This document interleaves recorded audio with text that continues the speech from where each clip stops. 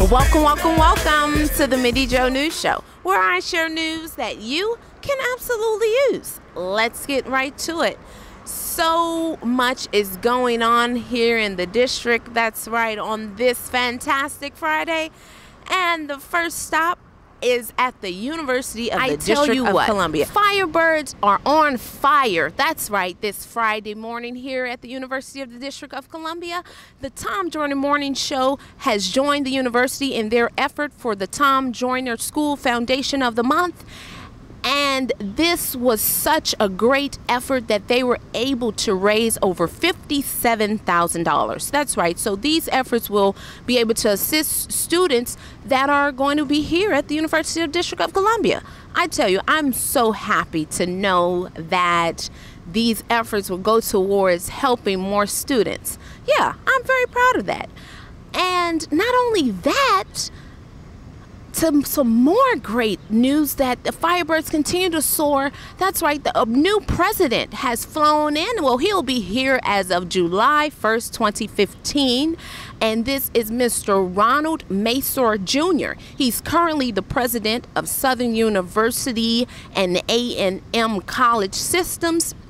So he'll be here shortly, just shortly, and I'm more than certain that he is ready to continue to take these Firebirds to new heights. Well, let's tune in right now and see what some of the people think of the Tom Joyner Morning Show stopping by the University of the District of Columbia. All right, tune in.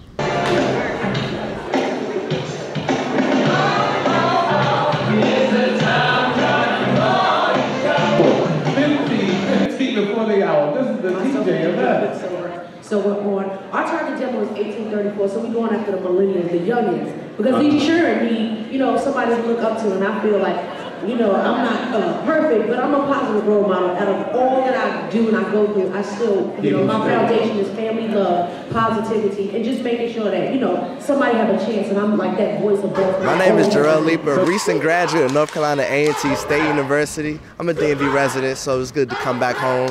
And I love the Tom Joyner Show. Just good to see them give back to the community. Because, each one teach one. So,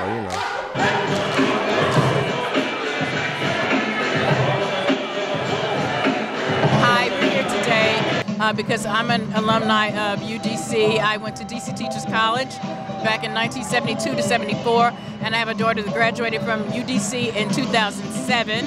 So that's why we're here. And then we got a raffle ticket. Yes. And I won the raffle, and I received $500. Yeah. And they spoke about me and my wife being married 40 years this year. Yes. We all know that. We're celebrating our 40th wedding anniversary this year. Tom called us out on the radio nationwide, so we're excited about it. This has been great. Anyway, see, I love you. This was a day for me. I had to wait because I had to see Tom Joyner. I had to see Tom Joyner. I love him. Sybil and Jay, I love them. It was a really good. I'm glad that they're here to help out UDC. I'm an alumni. I think I graduated in 1971. But it's all good. Thank you so much. Thank you so much. Hello to everyone. Thank them for coming in. Thank for all the contributions and all the encouraging for the young people, because we need that, and with that in prayers, we hope all the success for them. Thank you.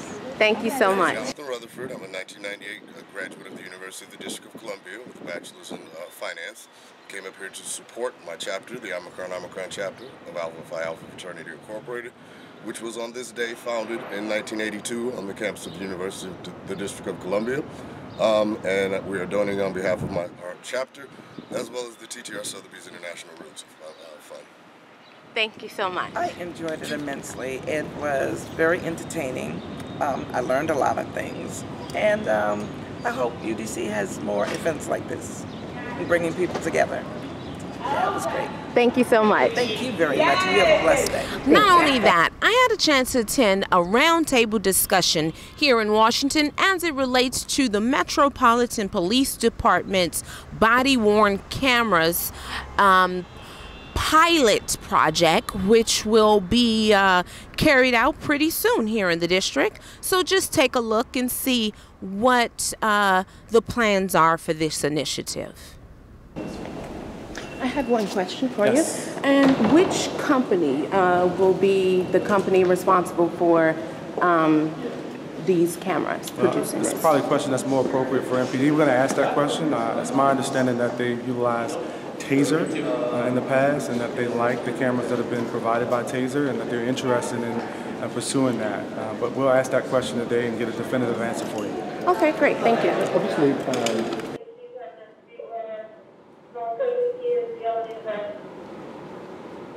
So all the audio that you're hearing, the address of the office will be dispatched to, so that will have to be redacted.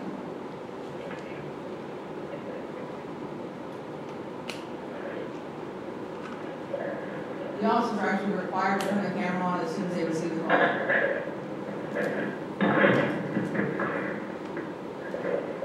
Thank you, everyone on scene.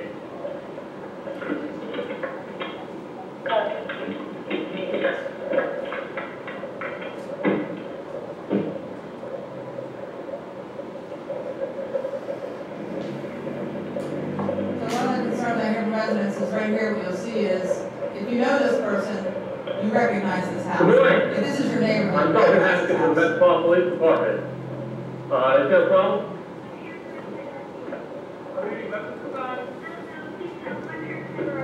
The little girl on the front porch has a very distinct school jersey on with the name of her school.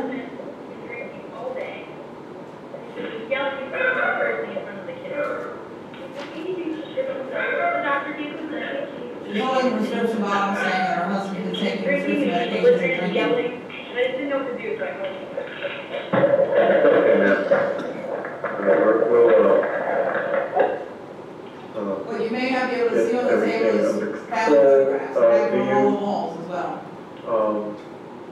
Was there a physical confrontation or just verbal? Just yelling, but I don't know. You actually call the cops over this? What do you think the problem is? I feel like I'm having a good day. I had a terrible day at work. I'm a little drunk. I'm really pissed off at a shitty day at work. It's not my fault. It's been a bad day.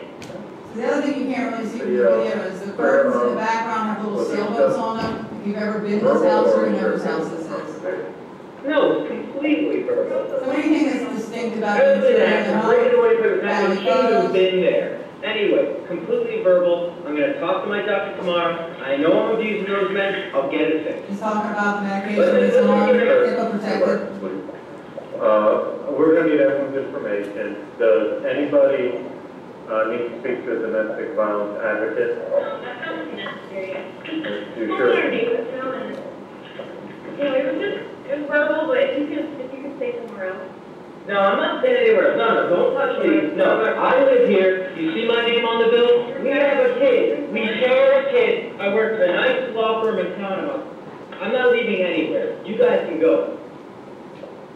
We still need everyone's information, sir, for the report, which we of course have to do.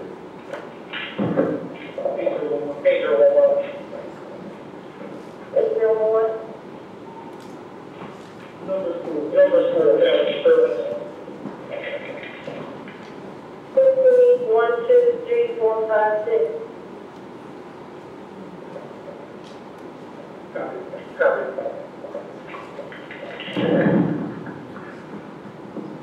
I think you'll find the Metropolitan Police Department is one of the most transparent and open police departments in the United States. We strive very hard to make sure we're accountable to everybody that we serve. Okay, thank you so much. Thank you so much for your time. So my first question would be, during the hearing, it was a lot of mention of redaction. So will Adobe software be anywhere within these programs? So I think there's a lot of different software available that can do redactions. No one has suggested that there's not software out there that can do redactions. The problem is when you have the volume of video like what body-worn cameras will have, and you have so many different things that have to be redacted or protected, there's no software that can do it automatically. So while there is software that can do face detection and go ahead and blur those faces that are detected, it's only about 90% effective, so that leaves you another 10% that will have to be manually searched for and corrected. But there's no software out there that can detect all things that would reveal somebody's privacy. As our example of a bill laying on your living room table when we come into your home to do an interview. If the officer can see it, the camera can see it, right? So all the audio. If an officer's police radio is giving a social security number back to an officer on a, on a traffic stop, there's just, as many as sometimes 30 different items in a short couple-minute video that have to be protected, and somebody's going to have to manually do that. So it's not that there's not software available for some redactions. It's just that somebody's going to have to manually identify items and then manually go frame by frame and cover them. All right, and our last question. You shared a video during the hearing, and I wanted to know, has there been any pilot video of people that are mostly profiled by police? Has there been any demonstration of that per se, let's say, of African American males being arrested? Has that been on the camera yet? Anyone? So we have the video that you saw today is a reenactment. Okay. So we actually were looking for an example to show people at the hearing today just how many different things are in the average officer's encounter. And so we had a reenactment. We found an incident and then we reenacted it with actors, essentially. So that's the only video that we, created and showed. But every interaction that officers have had since they've been wearing these cameras were captured on video. So it's not that there's not video like that. We just haven't made it public because we don't have the ability to redact it. And the point we try to make in there today is the district law protects a person's identity as an arrestee for a reason. Because once it's published, it's impossible to take it back. And someone mentioned, if you're eligible to have your records sealed, but then there's your arrest video on YouTube or somebody has it and you can never get it off the web, how good is the record sealing going to be? And those are the things that we're concerned about. Well, thank you so much for your time. We want to hear from you. You're welcome. That's right. The Mindy Jo News Show wants to hear from you. So get your phones out right now and let us know, are you for or against the body-worn cameras? And just give us a briefing as to why you're for it or why you're against it. That's right. So send us a hashtag W2TMJNS. Again, that's hashtag W2TMJNS. And just let us know, are you for or against the body-worn cameras? Well, moving right along, we'll say that the thrill is certainly gone here in America. We can feel it. The thrill is gone. America has lost the original blues brother, Mr. Riley B. King. He passed away in Las Vegas. He was 89 years old. And I tell you, his music, his blues, has really had a significant impact across the world. So we want to hit that family in our prayers. Well, in some what's going on news, Mr. Alan Bullock from Baltimore, who was a part of the Baltimore uprising, he just so happened was arrested due to a little excessive force on a police automobile. And he was arrested and his bail was set at $500,000. Although the 6 officers who are responsible for the death of Freddie Gray, their bail was set at $250,000. They have been released, on bail.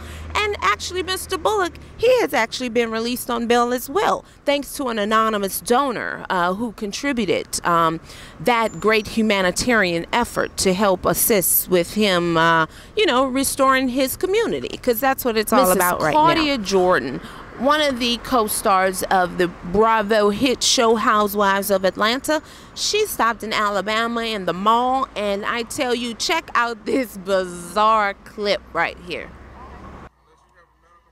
I didn't wear sunglasses in the mall. They just told me I can't wear sunglasses in the mall. We have security after us because we have sunglasses in the mall and we're black. You can't wear. There you go. Alabama, great place to be. You treat your customers so amazing. Great police work. Let me get your car. We got police with sunglasses. This is ridiculous. I'm a menace to society.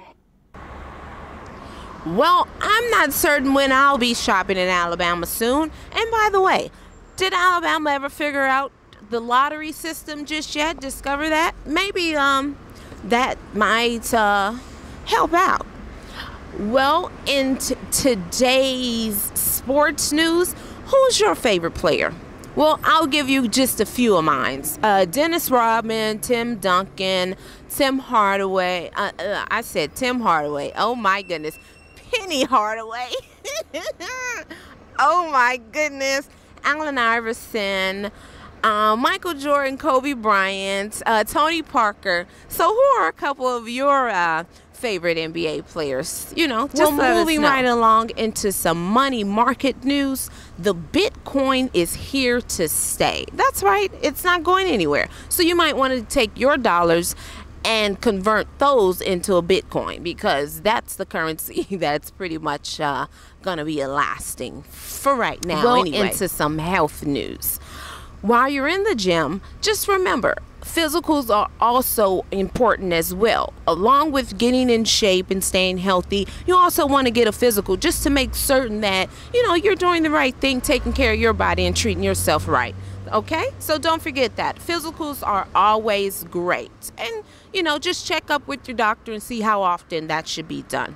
Well, in today's weather, let's just continue to respect each other, you know, because that's what really matters. You know, we don't have to like each other. Nobody has to like each other. But hey, it's okay if we respect each other, and that's what matters most.